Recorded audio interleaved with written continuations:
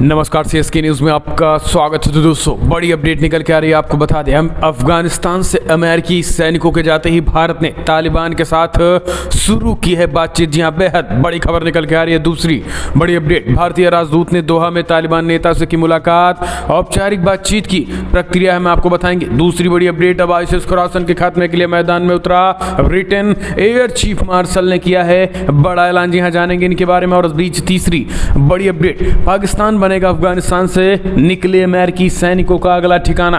क्या कुछ है इस बात को लेकर अमेरिका का कहना, शेख रशीद अहमद का बड़ा जवाब। इस बीच अगली अपडेट, सऊदी अरब पर ड्रोन अटैक हुआ है। जी हां, दरअसल एक और मुस्लिम देश पर ड्रोन अटैक। जानेंगे कैसे बड़े पैमाने पे प्लेन क्षतिग्रस्त और कितने की मौत होगी, इसके बारे में आपको बताएंगे। इस बीच सबसे बड़ी खबर निकल के आ रही है। तो दोस्तों, यूनिसेफ ने की एक हफ्ते में दूसरी बार चेतावनी, कहा जल्द खाना पहुंचाओ नहीं तो मर जाएंगे 1 करोड़ अफगानी बच्चे। जी हां, ये अपने आप में बहुत बड़ी खबर है और इस चीज को आपको जानना और समझना बहुत जरूरी है। ये बेहद बड़ी खबर निकल के आ रही है, इसके बारे में आपको बताएंगे। और इस बीच बिग ब्रेकिंग, सरेंडर करो या मारे जाओ। जी हां, तालिबान ने विदेशी सेना की मदद करने वाले लोगों को घरों के बाहर लगाया है नोटिस। ये भी बड़ी अपडेट। और आपको बता दें, आज 1 सितंबर हो चुका है। दोस्तों, 1 सितंबर वो ऐसा डेट है जहां पे तालिबानी पूरी तरीके से काबुल एयरपोर्ट पे कब्जा कर चुके हैं और जबरदस्त जंग, एक तरीके से हम कह सकते हैं कि जश्न मना रहे हैं और परेड भी कर रहे हैं। तो इनके बारे में आपको बताएंगे। सब कुछ खबरें जानना जरूरी है, लेकिन उससे पहले एक छोटा सा निवेदन, अगर आपने चैनल को सब्सक्राइब नहीं किया तो चैनल को सब्सक्राइब करो। और भारत को घेरने के लिए चाइना क्या तैयारी कर रहा है वो भी आपको बताएंगे। चैनल को सब्सक्राइब करें और पल पल के अपडेट के लिए बने रहे। दरअसल पहली बड़ी अपडेट निकल के आ रही है, अफगानिस्तान से अमेरिकी सैनिकों के जाते ही भारत ने तालिबान के साथ शुरू कर दी है बातचीत। जी हाँ, दरअसल आपको बता दें कि भारत ने तालिबान से औपचारिक बातचीत शुरू कर दी है। मंगलवार तड़के तब अमेरिकी सैनिकों की अफगानिस्तान से पूरी तरीके से वापसी हो चुकी और भारत ने उसके बाद ही तालिबान से आधिकारिक स्तर पर बातचीत शुरू कर दी है।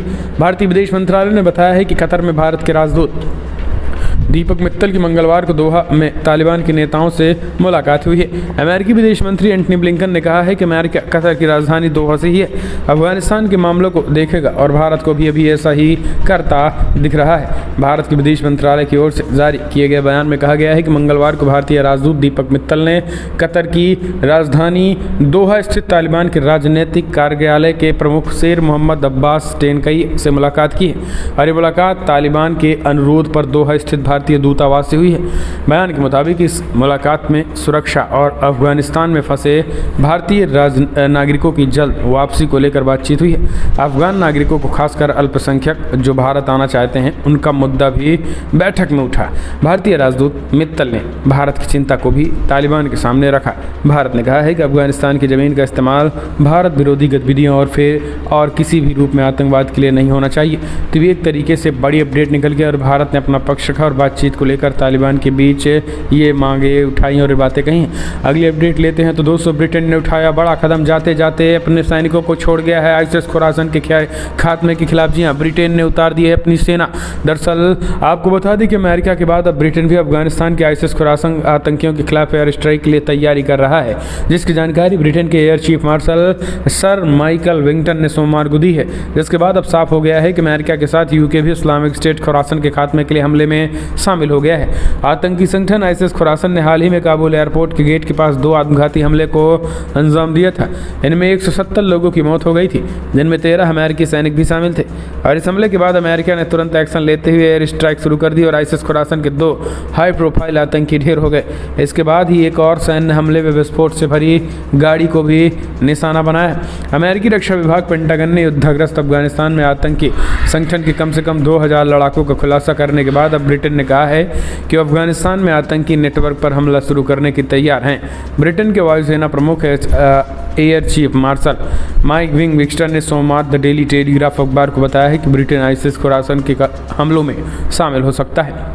तो दोस्तों, ब्रिटेन ने एक तरीके से अपने आप में ये बड़ा ऐलान कर दिया है और आईसिस खुरासन के खात्मे के लिए मैदान में उतर चुका है। हम चलते हैं, अगले अपडेट लेते हैं। पाकिस्तान बनेगा अफगानिस्तान से निकले अमेरिकी सैनिकों का अगला अड्डा। जी हाँ, भारी अलर्ट। दरअसल पाकिस्तान ने अफगानिस्तान से आने वाले अमेरिकी बलों को इस्लामाबाद में लंबे समय तक मौजूद रहने की अनुमति देने की संभावनाओं को इनकार कर दिया है। पाकिस्तान के गृहमंत्री शेख रशीद अहमद ने मंगलवार को उन खबरों को खारिज कर दिया कि अफगानिस्तान में अमेरिकी सैनिक इस्लामाबाद में में दीर्घकालीन अवधि के लिए आने वाले हैं। उन्होंने आगे कहा है कि वो देश में सीमित अवधि तक ही रहेंगे। गृहमंत्री शेख रशीद ने इस्लामाबाद हवाई अड्डे पर अमेरिकी बलों की तस्वीरें सोशल मीडिया पर आने के बाद ये प्रतिक्रिया दी है और इन तस्वीरों के सामने आने के बाद पाकिस्तान में अमेरिकी बलों के दीर्घकालीन मौजूदगी की संभावना को लेकर अटकलें लगाई जाने लगी।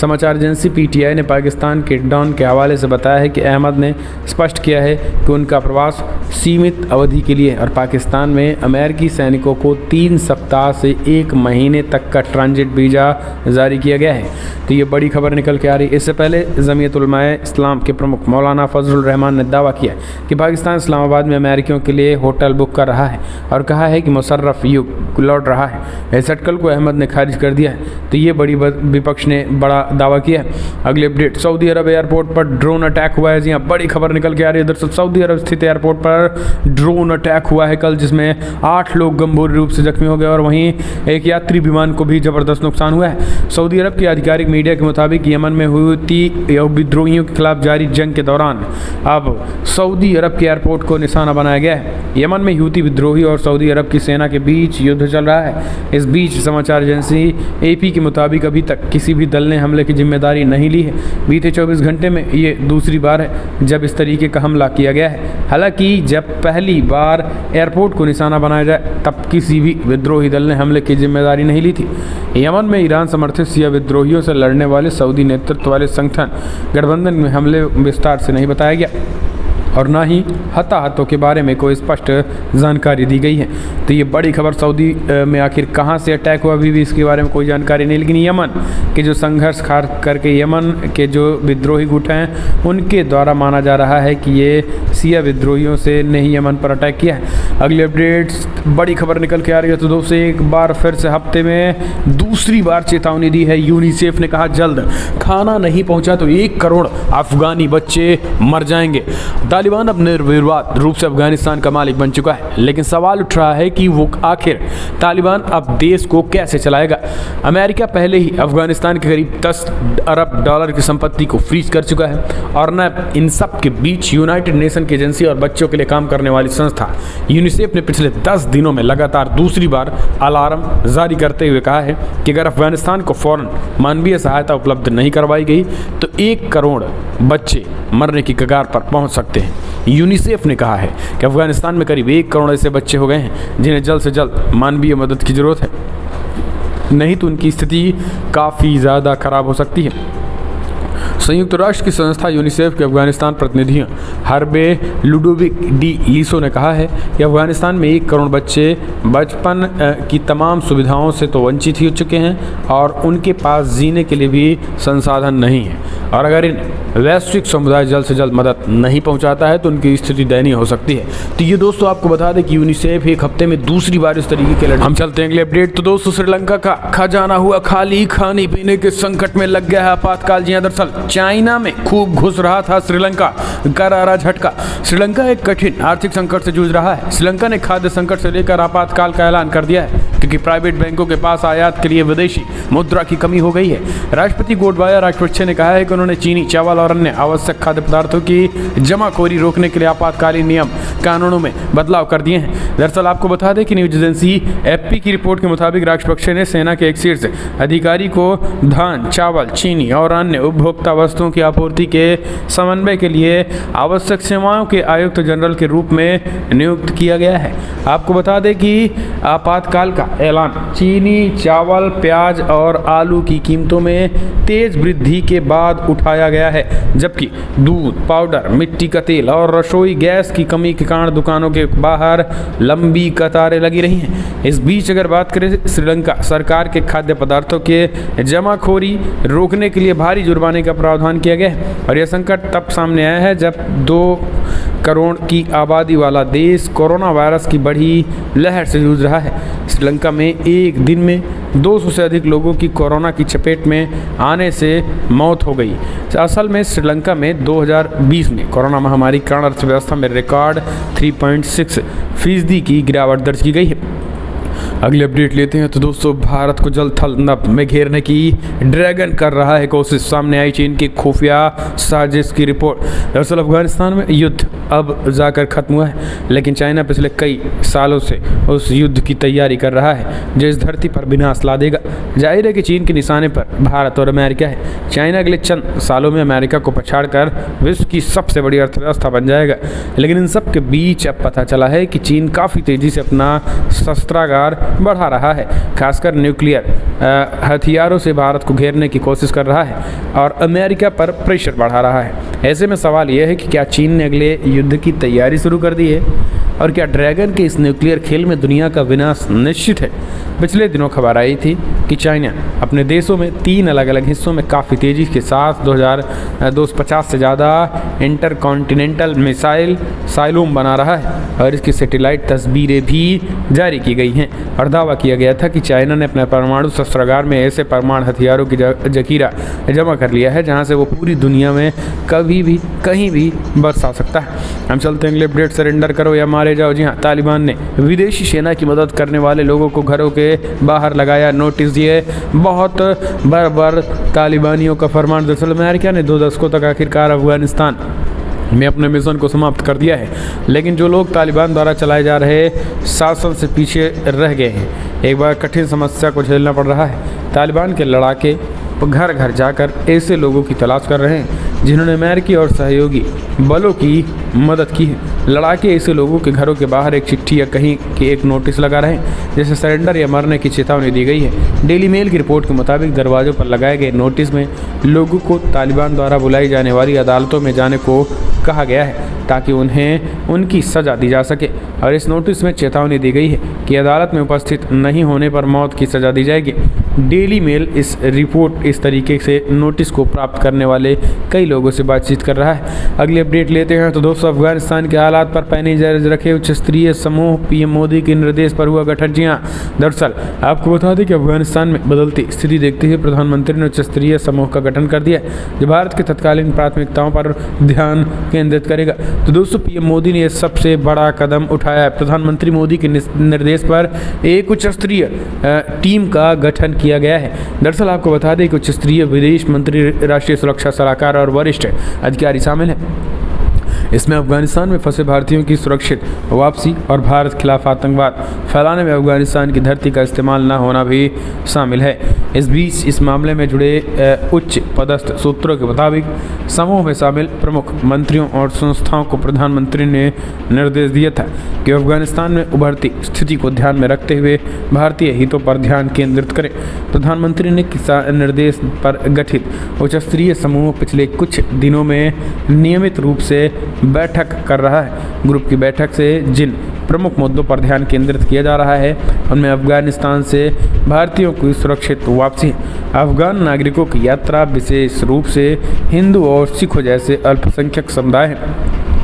साथ ही प्रमुखता से सुनिश्चित करना भी है कि अफगानिस्तान के क्षेत्र का उपयोग भारत के खिलाफ आतंकवाद फैलाने की किसी तरीके से न किया जाए। अगली अपडेट लेते हैं तो अमेरिका में डेल्टा वेरिएंट ने मचाई तबाही, ऑक्सीजन संकट से जूझ रहा है अमेरिका। दरअसल भारत में कोरोना की दूसरी लहर के दौरान हॉस्पिटलों में कोविड बेड से लेकर मरीजों को ऑक्सीजन की भारी किल्लत का सामना करना पड़ रहा है। यहाँ तक कि देश में दवाओं को लेकर बीमारी देखने को मिल रही है और ऐसे में हालातों का सामना मौजूदा वक्त में अमेरिका कर रहा है जहां कोरोना के डेल्टा वेरिएंट अपना कहर बरपा रहा है। साफ शब्दों में कहें तो कोरोना के डेल्टा वेरिएंट के कहर में अमेरिका में भारत जैसी स्थिति बन गई है और वहां ऑक्सीजन की भारी संकट देखने को मिल रही है। जानकारी के मुताबिक अमेरिका में कोरोना का डेल्टा वेरिएंट का आतंक जारी है। अमेरिका दक्षिणी हिस्से में हॉस्पिटलों के लोगों में भर्ती होना जारी है जिसमें स्थिति काफ़ी खराब हो चुकी है। और अगर बात करें तो दक्षिणी हिस्से में ज़्यादातर कोरोना के केसेस उनके सामने आ रहे हैं जिन्होंने वैक्सीन नहीं ली है। मीडिया रिपोर्ट्स के मुताबिक अमेरिका के दक्षिणी राज्य फ्लोरिडा, साउथ कैरोलिना, टेक्सास और लुइसियाना के कई हॉस्पिटल ऑक्सीजन की कमी से जूझ रहे हैं। स्वास्थ्य अधिकारी और हॉस्पिटल सलाहकारों के अनुसार कुछ अपनी रिजर्व स्टॉक में ऑक्सीजन यूज कर रहे हैं और उनकी सप्लाई खत्म होती जा रही है। अगली अपडेट लेते हैं तो दोस्तों, अफगानिस्तान और हिंद प्रशांत जैसे जरूरी मुद्दों पे बैठक करेगा EU। स्लोवियन होगा मेजबान, भारत विशेष तौर पर आमंत्रित। जी दरअसल स्लोवियन 3 सितंबर को यूरोपीय संघ के विदेश मामलों की परिषद की एक बैठक की मेजबानी रवाना करेगा, जिनमें EU देशों के विदेश मंत्री शिरकत करेंगे। ऐसा माना जा रहा है कि इस बैठक में अफगानिस्तान और हिंद प्रशांत जैसे कई मुद्दों पर चर्चा हो सकती है। इस बात की जानकारी समाचार एजेंसी NI से सूत्रों के हवाले से दी गई है। इस अनौपचारिक बैठक में हिस्सा लेने के लिए यूरोपीय संघ के विदेश मंत्रियों के साथ बातचीत करने के लिए EU प्रेसिडेंट ने भारतीय विदेश मंत्री एस जयशंकर को विशेष तौर पर आमंत्रित किया है। स्लोवियन इस समय यूरोपीय संघ का अध्यक्ष है और उनकी अध्यक्षता करने की अवधि जुलाई से दिसंबर 2021 तक की है। दरअसल EU के देश रोटेशन के आधार पर अध्यक्षता करते हैं।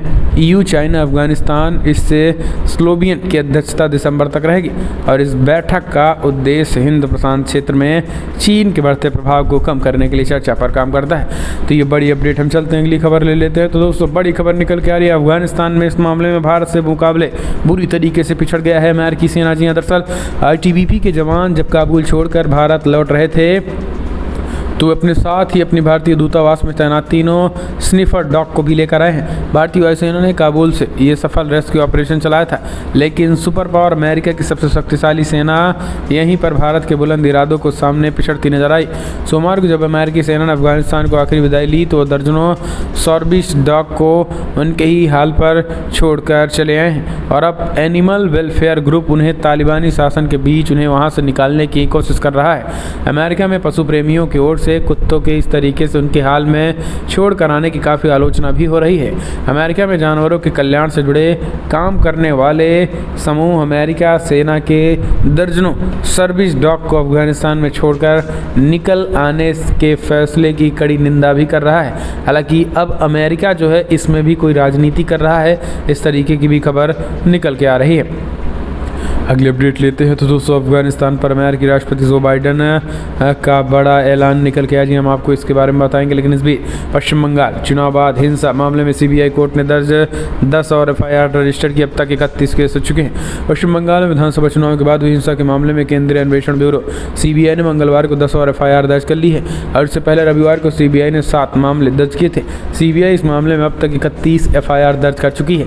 कोलकाता हाईकोर्ट के आदेश पर मामले की जाँच कर रही CBI ने मामलों को जांच अपने हाथ में ले ली है और इससे पहले पश्चिम बंगाल के विभिन्न पुलिस स्टेशन में दर्ज है। इस बीच CBI ने नंदीग्राम के पूरब मेदिनीपुर, सीताल कुंची, बांकुड़ा, नदिया, कोलकाता, कूच बिहार, उत्तरी 24 परगना, मुर्शिदा और दूसरे इलाकों में चुनाव नतीजों के बाद हुई हिंसा से जुड़े अपराधों के मामले में FIR दर्ज की है। तो ये एक बड़ी खबर हम कह सकते हैं निकल के आ रही है। तो दोस्तों, फिलहाल आज की बड़ी खबर में इतना है, लेकिन अगर आपको वीडियो पसंद आए तो लाइक कर शेयर करें, कमेंट के माध्यम से आप अपने सुझाव